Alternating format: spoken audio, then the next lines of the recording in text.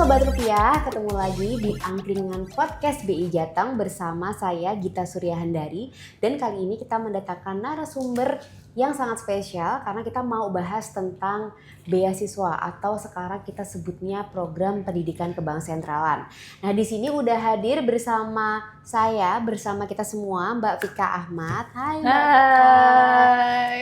Nah, Mbak Vika ini merupakan Kepala Unit Kehumasan. Jadi beasiswa ini atau program pendidikan kebank sentralan itu di bawah unit kehumasan, sehingga nanti harapannya pertanyaan teman-teman semua bisa langsung terjawab dengan tuntas di sini. Gimana Mbak Vika, udah siap ya kita jawabin pertanyaan dari teman-teman Sobat Rupiah tentang program beasiswa?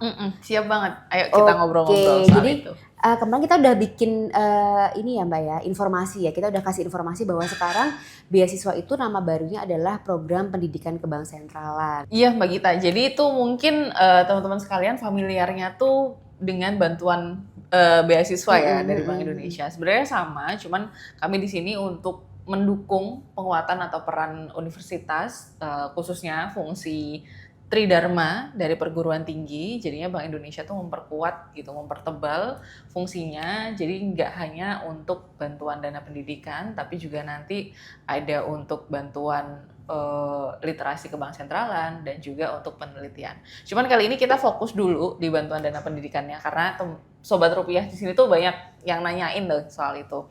Nah, kebetulan sekali di program bantuan dana pendidikan ini kita tuh utamakan atau prioritaskan dengan 8 universitas yang ada di Jawa Tengah.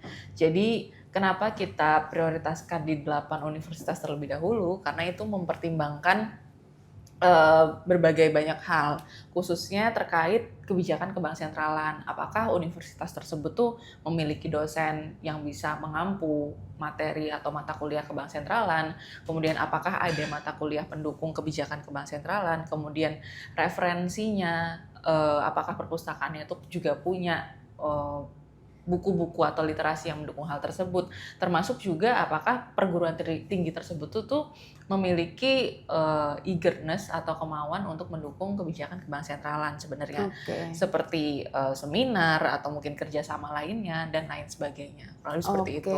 Jadi memang di awal sudah di assess ya, jadi kayak semakin tinggi partisipasi perguruan tinggi ini terhadap literasi kebank sentralan, maka akan semakin tinggi juga nanti untuk jumlah penerima dari bantuan yang akan diterima oleh adik-adiknya gitu ya. Betul sekali Mbak Gita. Oke, nah Mbak Vika ini kabarnya dengan sistem yang baru ini tadi itu justru ternyata penerimanya itu plafonnya meningkat ya dari tahun lalu. Kalau boleh tahu tahun ini tuh jadi berapa tuh Mbak? Nah, iya Mbak Gita, jadi kabar baiknya tahun ini itu jumlah untuk penerima bantuan pendidikan itu meningkat. Dari yang sebelumnya itu tuh 530 mahasiswa ya, sekarang itu meningkat menjadi 610 mahasiswa.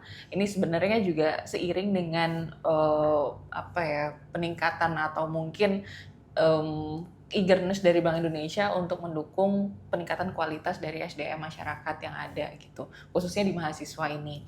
Nah, tapi bedanya dengan tahun lalu, kalau yang tahun ini itu sudah tidak ada lagi program reguler maupun unggulan. Jadi semuanya di tahun ini semuanya kita samakan jadi reguler dengan penerima manfaat yang akan dengan manfaat yang akan diterima itu sebesar Rp1.000.000 per bulannya. Berarti kalau setahun akan terima 12 juta gitu ya? Kurang lebihnya seperti itu. Oke, jadi plafonnya nambah, cuman untuk jenisnya sekarang hanya disimplify gitu ya, hanya satu reguler Rp1.000.000. Begitu juga untuk yang vokasi ya Mbak ya, juga Rp1.000.000 per bulan. Oke, ini ada pertanyaan lagi nih. Ini banyak ditanyain, mungkin pengen penjelasan lebih lanjut mengenai seleksi apa saja yang harus dilalui. Nah, kemarin kita udah sempat spill, cuman mungkin kita akan jelasin lebih lanjut di sini nih Mbak. Oke. Benar. Iya, jadi kalau yang tahun ini, Sobat Rupiah sekalian, kita itu ada 3 tahapan. Jadi tahapan yang pertama adalah administrasi, yang kedua adalah psikotes, dan yang ketiga adalah wawancara. Terus habis itu ada pertanyaan nih, Kak, kenapa ya BI Jateng tuh kok beda? Kenapa ada psikotesnya sendiri gitu? Nah, sebenarnya itu tuh untuk melihat karakter sama mempertajam gitu kali ya, mempertajam kita untuk melihat kontribusi teman-teman setelah nantinya itu tuh diterima menjadi penerima bantuan dana pendidikan gitu, atau setelah menjadi Gen B, kurang lebih seperti itu. Betul sekali. Mungkin ya boleh nambahin juga ya Mbak Afi, kayak bahwa perlu diingat juga nih adik-adik itu kalau misalkan sudah menerima bantuan di BI ini sangat ingin sekali memperkuat exposure adik-adik. Jadi biasanya kita akan ajak adik-adik itu ikut kegiatannya BI. Bahkan kita tuh kasih kepercayaan untuk jadi panitia di kegiatan-kegiatan Bank Indonesia. Betul. Iya, dan bahkan kita juga ada kegiatan yang sifatnya nasional, bahkan kita mendelegate, memberangkatkan adik-adik ini perwakilannya ke acara-acara baik nasional maupun pernah juga internasional. Bener. Nah sehingga kenapa kita tambahin psikotes tadi yang seperti Mbak Vika bilang itu supaya nanti kita bisa melihat sejauh mana daya tahan adik-adik semua. Bener. Resiliensinya ya bagi kita ya. Resiliensinya, agility-nya, adaptasinya, dan juga kemauannya. Mungkin itu sih. Bener Mbak Gita. Jadi sebenarnya Sobat Rupiah sekalian, kita tuh Bank Indonesia memberikan bantuan dana pendidikan bukan cuma-cuma untuk mendukung secara ekonomi atau finansial teman-teman sekalian. Tapi tadi yang seperti kami sampaikan di awal bahwa Bank Indonesia itu berkomitmen untuk mendukung peningkatan kualitas SDM. Nah ini spesifiknya teman-teman mahasiswa gitu. Jadi setelah teman-teman nanti mendapatkan manfaat atau bantuan dana pendidikan ini, teman-teman tuh juga harapannya diiringi dengan peningkatan kapabilitas seperti itu. Nanti setelah lolos seleksinya, kita namakan komunitasnya menjadi Generasi Baru Indonesia. Nanti ada capacity building di sana, kemudian ada seminar, ada literasi, akan kita komunikasikan berbagai kebijakan kita. Jadi kurang lebih nanti mendapatkan ambience-nya lah ya, kalau misalkan bergabung dengan Bank Indonesia tuh apa aja sih yang dikerjain gitu, kurang lebih. Benar. Tapi balik lagi ke seleksi mungkin ya Mbak Gita ya. Balik lagi ke seleksi, jadi kalau misalkan Sobat Rupiah pengen mendapatkan bantuan dana pendidikan, tadi yang pertama adalah seleksi administrasi. Kita bahas satu-satu kali ya. Jadi kalau misalkan seleksi administrasi yang pertama, tentunya Sobat Rupiah sekalian harus melengkapi semua administrasinya. Betul ya Mbak Gita ya? Jadi administrasi detailnya seperti apa, kayaknya teman-teman bisa langsung cek ya di sosial medianya Bank Indonesia Jawa Tengah, dan juga teman-teman bisa cek di lentera.bijateng.id. Betul. Ya, itu salah satu inovasinya kita ya Mbak Gita ya. Jadi sekarang semua, udah online. Betul, semua seleksinya itu tuh digital gitu teman-teman. Nah, dari semua kelengkapan administrasi itu, teman-teman harapannya bisa memenuhi semuanya. Terus habis itu kalau misalkan ada yang nanya nih, terus kalau semuanya lengkap, apa nih yang jadi pembeda? Nah, sebenarnya yang jadi pembeda atau yang menjadi titik berat kita ya Mbak Gita ya, sebagai penilai gitu atau asesor, kita akan melihat prestasi teman-teman. Nah, prestasi Sobat Rupiah sekalian. Betul. Gitu. Jadi prestasinya apakah dia di level nasional atau mungkin internasional. Kita ngelihat juga dari keaktifan organisasi. Betul, keaktifan organisasi. Keaktifan organisasi ini apakah dia menjadi ketua atau mungkin hanya anggota, kemudian apakah kontribusinya itu tuh sepanjang 1 tahun dalam satu periode, atau mungkin hanya 1-2 bulan atau sekali event kayak gitu, menjadi pertimbangan kita ya. Semua ada bobotnya ya. Betul. Jadi kita sudah punya matriksnya, kita sudah punya indikatornya dengan jelas. Jadi adik-adik pastikan di seleksi administrasi itu walaupun judulnya seleksi administrasi, tapi tolong dideskripsikan dengan jelas keaktifan organisasinya seperti apa, prestasinya seperti apa. Dan ada tambahan lagi ya Mbak ya? Ya, ada tambahan lagi. Satu tambahannya yaitu SLIK OJK. Nah, kenapa sih harus pakai SLIK gitu? Jadi sebenarnya ini tuh kita pengen ngelihat behavior atau mungkin ininya teman-teman ya, cara memanage keuangan teman-teman sekalian. Apakah sudah oke ataukah ada yang perlu diperhatikan? Karena sebenarnya ini tuh salah satu jadi concern juga ya bagi kita ya di dunia kerja sekarang ini, gimana cara kita memanage uang itu menjadi salah satu keahlian yang perlu diperhatikan. Betul, karena itu sedikit banyak itu mencerminkan dari perilaku kita, personality kita. Betul sekali. Betul banget. Jadi ada itu ya Mbak, seleksi administrasi itu juga bukan cuma berkas-berkas aja, tapi memang kita harus mendeskripsikan dengan lengkap. Betul. Karena yang selanjutnya nanti lebih ke pendalaman berarti ya Mbak. Betul. Jadi seleksinya itu kalau lengkap nilainya 100. Kemudian kalau misalkan tadi prestasi, keaktifan dan juga SLIK OJK-nya kalau semuanya bagus, berarti Sobat Rupiah sekalian itu punya nilai tambah nih, yang diprioritaskan gitu. Betul, dan semakin tebal tadi ya untuk nilai tambahnya, misalkan organisasinya dia aktifnya selama ketua BEM selama setahun gitu Nah, ya, terus prestasinya misalkan nasional lah, itu pasti bobotnya akan lebih Beda. baik dan nanti akan di ranking sehingga ketemu mahasiswa yang lolos untuk seleksi selanjutnya. Betul, Oke. jadi kita mudah-mudahan sih kali ini tuh bisa menyeleksi dengan fair gitu ya Mbak Gita. Betul. Kalau selanjutnya setelah administrasi adalah? Nah, ini yang baru nih Mbak Gita. Jadi setelah administrasi, Sobat Rupiah nanti mengikuti seleksi psikotes. Nah, psikotes ini sebenarnya tidak ada yang benar dan yang salah. Betul. Karena itu adalah untuk melihat perilaku kita. Jadi durabilitas, kemudian agility, kemudian Kemampuan adaptasi dan lain sebagainya gitu. Jadi itu sebenarnya untuk menjadi pendalaman kita ya. Ini kebetulan saya sama Mbak Gita nih jadi asesor juga ya. Iya, Jadi betul. kita tuh ingin melihat, oh kira-kira nih si calon-calon generasi baru Indonesia nih kayak gimana ya karakteristiknya Betul. gitu. Jadi biar kita bisa lebih sesuai gitu ketika kerjasama iya. dengan para generasi baru Indonesia. Betul, karena kan generasi baru ini kan nantinya jadi ambasadornya Bank Indonesia. Nah, gitu. itu Dan dia. itu tadi kita akan banyak bermitra dengan Gen B adik-adik. Jadi memang kita membutuhkan pendalaman karakter dan sikap dari adik-adik semua gitu. Betul sekali. Next, setelah administrasi, kemudian psikotes. Selanjutnya yang terakhir adalah 3 kan Mbak ya? Betul. Yang terakhir adalah wawancara. Oke. Nah, kalau wawancara ini Sobat Rupiah sekalian, nanti mungkin Sobat Rupiah akan ketemu langsung dengan kita ya Mbak Gita ya. Jadi nanti mungkin saya, Mbak Gita, kemudian teman-teman yang lainnya, nanti kita akan mendalami nih dari apa yang Sobat Rupiah udah kumpulin di seleksi administrasi maupun hasil psikotes dari Sobat Rupiah sekalian. Jadi di sini kita akan ngelihat seberapa tahu atau seberapa kenal nih Sobat Rupiah dengan Bank Indonesia. Betul. Jadi kayak Bank Indonesia tuh kebijakannya apa aja, kerja di Bank Indonesia tuh ngapain dan lain sebagainya. Itu tuh adik-adik harus tahu. Betul. Calon penerima bantuan dana pendidikan Bank Indonesia tuh harus tahu gitu apa sih Bank Indonesia. Dan itu juga bisa dipelajari ya Mbak Gita ya. Betul. Ada di websitenya Bank Indonesia. Jadi di websitenya Bank Indonesia itu Sobat Rupiah nanti bisa mempelajari semuanya, segala hal di situ tuh lengkap gitu. Kemudian juga ada pendalaman mengenai karakteristik dan kompetensi gitu.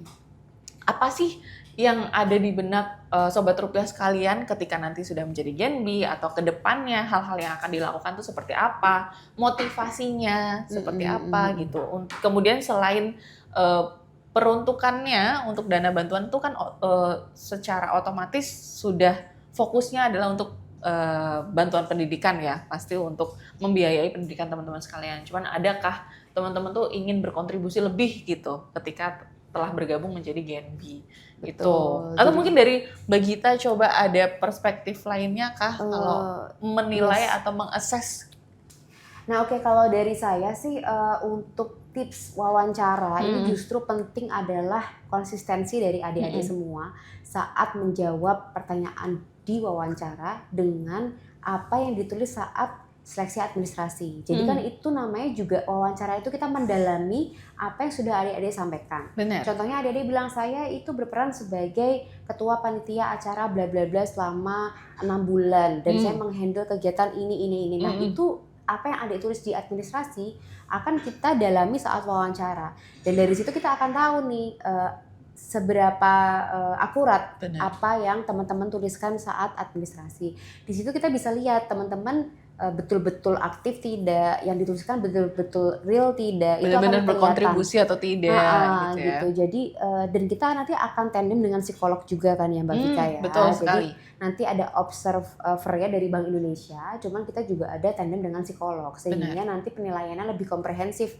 Dari pegawai BI bisa menilai dari sisi kontennya, dari psikolog bisa menilai dari sikapnya. Betul. Jadi pastikan adik-adik ini menjalani seleksi dengan integritas tinggi karena selama ini kita biasanya nanya mau nggak aktif sebagai penerima beasiswa BI sebagai Gen B, pasti semuanya mau aktif, tapi ketika sudah lolos biasanya nanti hanya sekitar berapa persen yang aktif. Nah makanya kita sekarang perbaiki sistem rekrutmennya, kita improve supaya hasilnya itu lebih bisa banyak nanti yang aktif di Gen B gitu. Benar sekali Mbak Gita.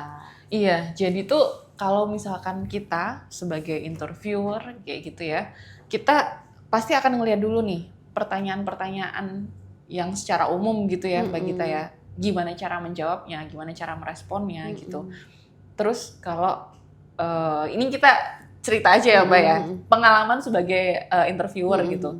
Ada yang ditanya nih, tahu nggak kebijakan Bank Indonesia apa gitu. Terus ketika di interview baca atau mungkin tidak memahami. Kalau kayak gitu tuh kita kayak yang langsung nadain gitu ya. Kita mau ngasih nilai bagus tuh pengennya ngasih nilai bagus, tapi kalau gitu gimana? Jadi banyak banget dulu yang kita ketemu tuh menjawab tapi sambil membaca. Jadi kalau pas online tuh kayaknya tulisannya di balik kameranya gitu kan. Tapi kan kita sebenarnya tahu ya. Iya, benar-benar. Tolong teman-teman tunjukkan integritasnya. Kalau memang merasa belum tahu, ya lebih baik pelajari dulu. Iya, jujur aja bilang belum tahu.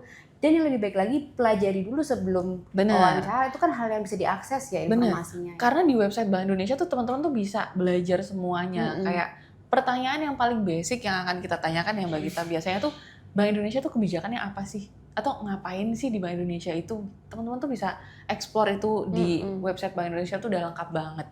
Jadi kenapa sih hal itu tuh kita tanyakan gitu? Karena sesimpel bahwa kita kan akan bekerja sama ya, kita akan saling mendukung gitu. Tapi kalau misalkan kita nggak tahu partner kita tuh seperti apa, terus gimana mau kerjasamanya? Itu sih yang seleksi paling gampang banget untuk dilewatin ketika wawancara. Kemudian kalau misalkan lagi diwawancara juga teman-teman sekalian, sebisa mungkin teman-teman menyampaikan apa yang teman-teman lakukan gitu. Karena sebenarnya dari psikolog atau mungkin kita gitu ya Mbak ya, mungkin secara umur kita ada yang sepantaran kali ya, atau mungkin satu generasi gitu. Jadi kita tuh bisa ngelihat nih gerak-gerik yang kayaknya mencurigakan nih gitu. Bener. Tapi sebenarnya ya itu tadi yang disampaikan Mbak Gita, karena di sini ada psikolog juga. Jadi teman-teman setulus mungkin, sebaik mungkin untuk menjawab, karena sebenarnya kita di sini tuh bukan untuk menjudge atau menguliti teman-teman sekalian sih, enggak. Karena kita tuh di sini kedepannya setelah teman-teman diterima, kita akan bekerja sama, kita akan berkolaborasi, dan teman-teman tuh akan menjadi bagian dari Bank Indonesia ya, penyambung lidah. Kalau bisa komunikasinya juga ikut disampaikan. Nah, komitmen-komitmen yang seperti itu ya Mbak Gita ya, yang harapannya tuh bisa kita jalin lebih lanjut gitu. Betul banget. Jadi pokoknya adik-adik persiapin yang terbaik, persiapkan dengan integritas juga ya Mbak Vika ya, jalani dengan jujur, dengan baik. Balik lagi, usaha itu harus maksimal, tapi hasil kita serahkan pada Tuhan Yang Maha Esa gitu. Jadi nanti kalau misalkan lolos, alhamdulillah, kita semua bersyukur. Tapi kalau tidak juga nggak boleh kemudian demotivasi, putus asa dan lain-lain, karena masih banyak kesempatan di luar sana yang bisa dicoba. Justru bisa mengukur diri, oh aku kurangnya di sini, oh aku ternyata harus diimprove di sini gitu. Jadi jalani ini semua dengan hati yang senang pokoknya. Betul sekali, benar-benar. Pokoknya masih banyak kesempatan di luar sana, tidak hanya Bank Indonesia. Betul. Oke, jadi gitu Mbak Vika, kita udah share banyak banget. Ini podcastnya termasuk yang salah satu terlama, karena kita tadi sharingnya tuh semuanya tips and triknya sesuai dengan janji. Kita nggak batasin, kita tadi udah bocorin semua tips and triknya. Semangat adik-adik, jangan lupa langsung aja daftar untuk program ini di lentera.bijateng.id, atau mungkin kalau misalkan Sobat Rupiah masih ada hal-hal yang mau ditanyakan yang Mbak Gita ya, langsung aja kolom komen di sosial media Bank Indonesia, Bank_Indonesia_Jateng. Sobat Rupiah bisa nanyain aja semuanya apa yang menjadi keraguan Sobat Rupiah sekalian, nanti insya Allah kita jawab. Boleh, di email juga boleh, di humas.bijateng@bi.go.id. Itu ya. Oke, good luck teman-teman semua, dan sampai jumpa di angkringan podcast selanjutnya. Bye.